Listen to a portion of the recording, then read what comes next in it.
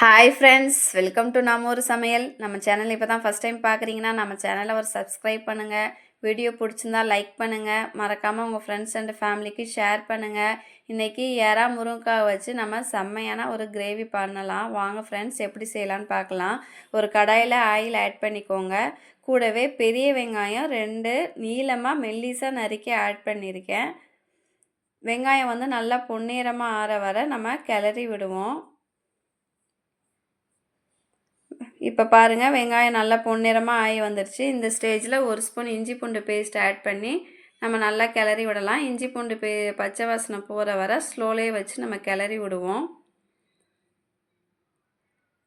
அதுக்கப்புறம் மஞ்சத்தூள், மிளகாத்தூள் ஆட் பண்ணிக்கலாம். காரம் உங்களுக்கு தகுந்த மாதிரி ஆட் பண்ணிக்கோங்க. ஸ்லோவில் வச்சு கிளறி விடுங்க. ஃபாஸ்ட்டாக வச்சோன்னா மிளகாத்தூள் கருப்பாயிடும். இப்போ பச்சை வாசனை போனதுக்கப்புறம் நான் பெரிய தக்காளியாக ஒன்று எடுத்து நறுக்கி வச்சுருக்கேன். அந்த தக்காளியை அது கூடவே ஆட் பண்ணிக்கலாம். தக்காளி, வெங்காயம் எல்லாம் மசிஞ்சு வரணும். மசிஞ்சு வர்றதுக்கு உப்பு ஆட் பண்ணிக்கலாம். நம்ம உப்பு ஆட் பண்ணும்போது தக்காளி, வெங்காயம் இன்னும் நல்லா சீக்கிரமாக மசிஞ்சு வந்துடும். நான் எறாவை வந்து மஞ்சத்தூள் போட்டு வாஷ் பண்ணி எடுத்து வச்சுருக்கேன். இந்த எறாவை அது கூடவே ஆட் பண்ணி நல்லா கிளறி விடுவோம்.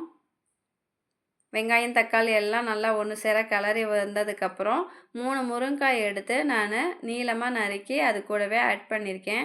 உங்களுக்கு எந்த மாதிரி நீளமாக வேணுமோ அந்த மாதிரி நீளமாக ஆட் பண்ணிக்கோங்க. இப்போ பாருங்கள், வெங்காயம், தக்காளி, முருங்கைக்காய், எறா எல்லாமே எண்ணெயில் நல்லா மசிஞ்சு வருது. எறால இருந்து தண்ணி விட்டு நம்ம ஊற்றின எண்ணெயும் நல்லா பிரிஞ்சு வருது. இந்த ஸ்டேஜில் நான் 1 ஸ்பூன் தனியாத்தூள் வீட்டில் அரைச்சது ஆட் பண்ணிக்கிறேன். 1 ஸ்பூன் ஆட் பண்ணதுக்கப்புறம் நல்லா கிளறி விடுங்க. நல்லா ஒன்று சேர வரட்டும். நான் ஒரு தேங்காய் பாத்தை எடுத்து பால் எடுத்து வச்சுருக்கேன்.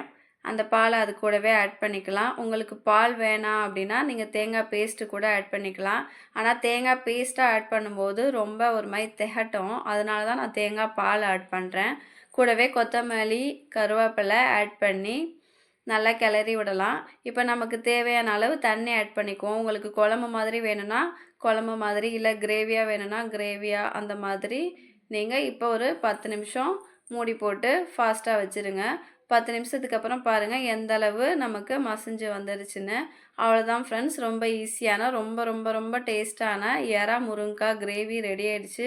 கண்டிப்பாக நீங்களும் ட்ரை பண்ணி பாருங்கள். ட்ரை பண்ணி பார்த்துட்டு உங்களோட ஃபீட்பேக்கு கமெண்ட்டில் சொல்லுங்கள். நெக்ஸ்ட் வீடியோவில் பார்க்கலாம். Bye friends.